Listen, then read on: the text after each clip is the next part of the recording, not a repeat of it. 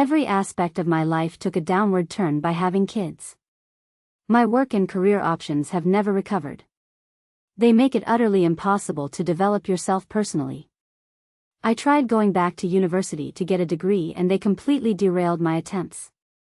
Their dramas, tantrums, arguments, and intrusions on my study time made it impossible for me. I ended up almost having a nervous breakdown after trying to juggle their demands with study. I quit university and gave up on that idea. Your children literally do not give a damn about you, and probably never will. Sorry, perhaps some kids have a selfless heart, but in my experience the more you do for them, the more they screw you over and take you for granted. By having a child you are consciously, actively introducing a raging, abusive freaking narcissist into your life. This is then an unchosen relationship you can never get the hell away from.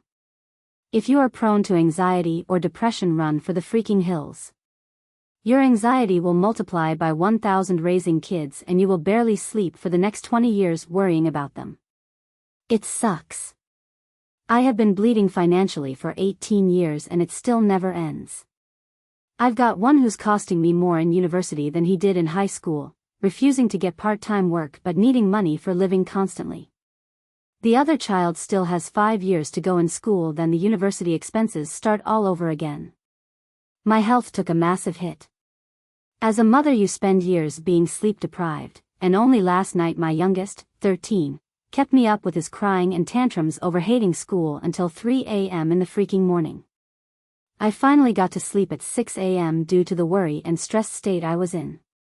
I piled on weight in the kids' younger years due to cortisol stress hormones, and I have spent the last 5 years grinding to get my weight back to normal and try and stop myself from going into fibromyalgia from the stress of raising these kids who don't give a crap about me.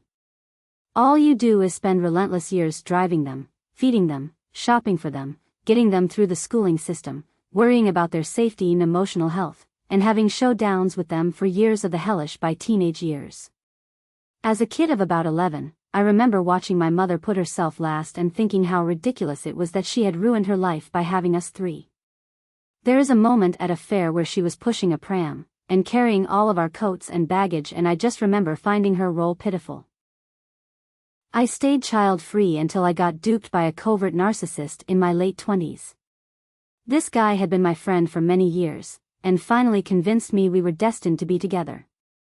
The one thing that he wanted from me for all the years of devotion and happiness he was going to give me was a family. The day after we got engaged he hit me with the deal. He wanted to get married, straight away, and have a family, sooner rather than later. The single biggest regret of my life is for falling for this loser and his lies.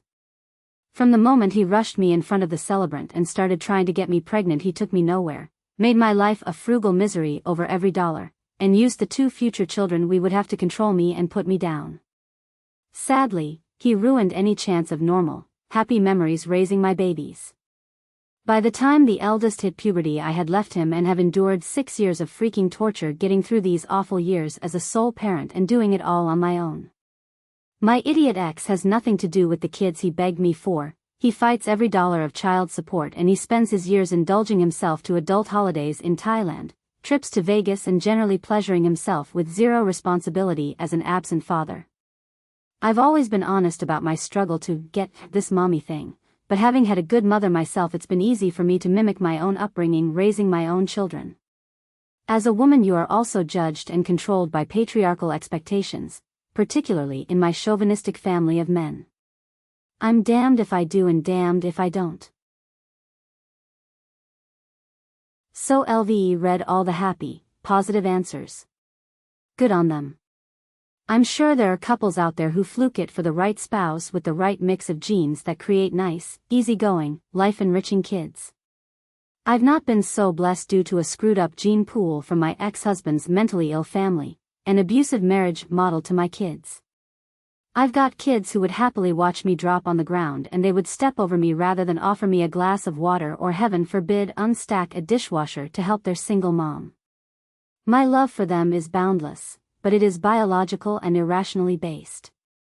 Now let me share my reality, and to the man who wrote that anybody who regrets having kids is struggling due to other choices in their lives. Freaking bull. I did not choose a pathological abuser, narcissist as the father of my children on purpose. My marriage was, on the surface, the envy of all my friends. My ex-husband did ironing and took the children to the park in front of people. Behind closed doors he locked our children in the yard at night for not going to sleep and berated me to them for over a decade. I did not choose him. He crafted a persona and tricked me into having marriage and children. Mr. Hyde came out a month after our first baby was born.